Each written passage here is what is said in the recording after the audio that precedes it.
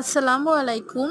আমাদের জিহ্বার অথবা মুখের জড়তা দূর করার জন্য আমরা মহান আল্লাহ পাকের কাছে এই দোয়াটা করতে পারি। এটা খুবই ভালো একটি দোয়া। আপনি করে দেখতে পারেন, ইনশাল্লাহ সমস্যার সমাধান হয়ে যাবে।